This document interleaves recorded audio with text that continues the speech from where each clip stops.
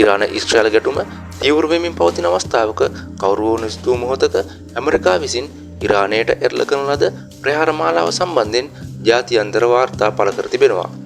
ඇමරිකාව මෙම රහසිගත මෙහෙයුම නම් කර තිබෙන්නේ ඔපරේෂන් මිඩ්නයිට් හමර් නමින් යනුවෙන් අතර මෙහෙයුම් මේ කාලරාමුවක් හෙළි කර ඇත.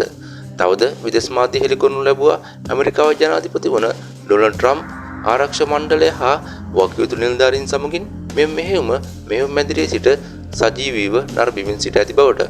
තවද එක්සත් ජනපද සන්නද්ධ හමුදා මාණ්ඩලික ප්‍රධානී ජෙනරාල් ඩෑන් කේන් ඉරානයේ න්‍යෂ්ටික පහසුකම් වලට එල්ල කර ප්‍රහාර මාලාවේ කාලරාමුවක් හෙළි කර ඇති බවට විදේශ වාර්තාවල සඳහන් වෙනවා.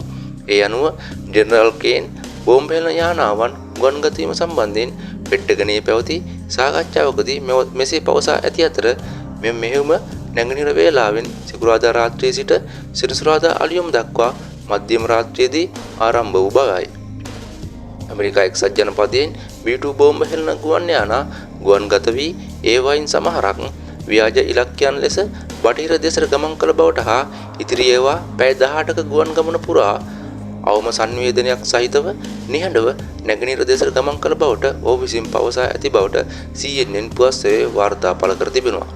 එමෙන්ම B2 බෝම්බ හෙළන යානාවන් ලෝකයේ තිබෙන අතිනවීන යානාවන් වන අතර ඇමරිකාව සතුව මෙම යානාවන් 21ක් පමණ පවතින බවට වාර්තා වෙනවා. තවද මෙම මෙහෙයුම සම්බන්ධයෙන් CNN පුවත්සේවයේ වැඩිදුරටත් වාර්තා පළ කරමින් නැගෙනහිර වේලාවෙන් පස්වරු 5ට පමණ ඇමරිකානු සබ්මැරීනයක් ඉරානයේ ඉස්පාහාන් න්‍යෂ්ටික මධ්‍යස්ථානයේ ප්‍රධාන භූගත යටිතල පහසුකම් ඉලක්ක කරමින් ටොම් හැන් ගොඩබිම් ප්‍රහාරක ක්‍රූස් මිසයිල් 12කට වඩා වැඩි ප්‍රමාණයක් දියත් කළ බවට වාර්තා වෙනවා.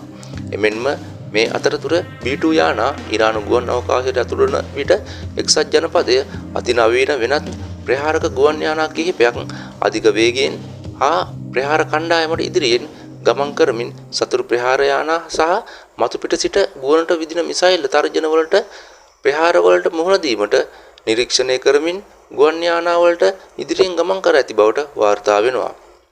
ඉතින් බැලූ බලමට අපට පෙනී යන්නේ ඉතා විශාල ඉරානයේ න්‍යෂ්ටික බලාගාර වලට පහර දීම සඳහා ඇමරිකාව ඉතා ලොකු මෙහෙයුමක් සූක්ෂමව හා උපක්‍රමශීලීව සිදු කර ඇති බවයි.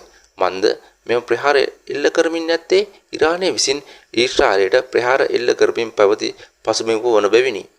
එමෙන්ම කේන් මෙසේ පවසා ඇති අතර නැගෙනහිර වේලාවෙන් පස්වරු 6:40ට පමණ ප්‍රධාන B2 යානාවන් ප්‍රෝඩෝ න්‍යෂ්ටික මධ්‍යස්ථානයේ වෙත අති දැවැන්ත බංකබස්ට බෝම්බ දෙකක් හෙළූ බවට හා ඉතිරි බෝම්බ හෙළන යානාද ඔවුන්ගේ ඉලක්ක වෙත අතිසාර්ථකව අති දැවැන්ත බෝම්බ 16ක් පමණ හෙළා ඇති බවට ඔහු විසින් පවසා තිබෙනවා.